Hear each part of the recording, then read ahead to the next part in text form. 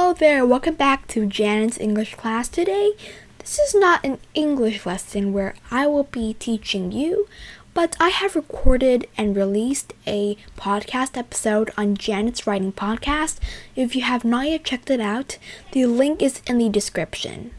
And I will be posting a podcast transcript soon. So, today you're going to be listening to my newest podcast release, Styling Your Sentences.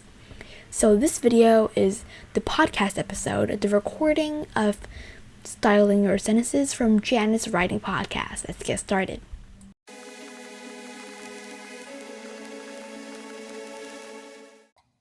Styling your sentences can be a bit like adding those final touches to a cake, and it all depends on the occasion.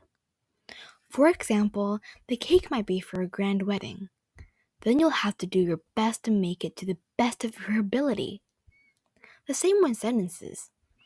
When we think about decorating and adding ornaments to a Christmas tree, again, we can link it back to styling sentences. And that is exactly what we will be talking about today. Hello there, welcome back to Janet's Writing Podcast. It's been a while. I have constructed a very intricate lesson for you, elaborating on how to style your sentences. Shall we get started? Listen closely, writer, because you are about to hear some top-notch tips. Let's get started on our advanced lesson today. Alright, so our first pattern in styling your sentence is to make it metaphorical. It's not for all sentences, but if you were writing an essay today, for example, and it was about hard work and success, you wouldn't want this on your paper. You could, but let's see how this sentence can be improved. Hard work is important. It needs talent. The sentence itself is dull in terms of the structure. Now here is a new conducted sentence. Hard work is only on one side of the equation. Talent is the other. The two sentences differ a little bit because the first sentence lacked emotive language. The second sentence consists of figurative language and sends the message more creatively. Did you spot that? Examples of how you would interpret or implement this technique is, for example, if you were writing about a woman in a story, here is an example description from a famous novel. Her tall black-bodied suit seemed to carve its way through the crowded room. That sentence was extracted from a book named Damage by Josephine Hart. You might have read that book before. It is an American best-selling book. Can you tell that the author has demonstrated a concise description of the bold personality of the woman straight from one sentence? The words carved and black-bodied trace an image that the woman is striking, unique in some way. The plentiful description, the eloquent use of personification. That is the power of one sentence. Okay, next we're going to look at building sentences with appositives. Firstly, an appositive is a noun or pronoun, often with modifiers, set beside another pronoun to explain or describe it. Here are some examples. Thomas Edison, the inventor of the light bulb, is often called U.S. greatest inventor. The appositive in the sentence is the inventor of the light bulb. The second section after the noun, Thomas Edison. Now let's try initiating appositives with some example sentences. Compare these two sentences, and just a note that I've created these sentences myself. Our first sentence is, on the vast pasture, I noticed a strange animal lurking behind trees, a pink-tailed deer, its eyes glittering under the painted sky. Our second sentence is similar. On the vast pasture, I noticed a strange animal lurking behind trees, its eyes glittering under the painted sky, a pink-tailed deer. Have you noticed where the appositive is? Yes, it's a pink-tailed deer.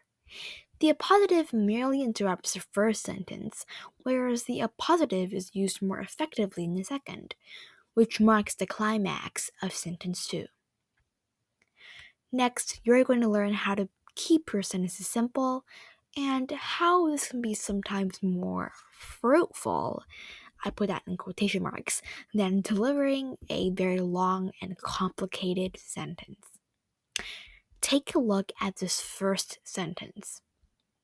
The wise teacher told me that my essay was eulogizing and forceful. It made me jubilant. Now take a look at the second. My 5th grade teacher said my essay was good. It left me breathless. Alright, so for me, I love using big words, but sometimes I can get too carried away with them. In writing, try to create short and simple sentences so you do not confuse the reader. It is obvious that the first sentence is a bit too extravagant. The second sentence, however, paints a better picture in the reader's mind. Always remember that using impressive words aren't always gilt on a lily. Finally, here are some example descriptions for you to consider.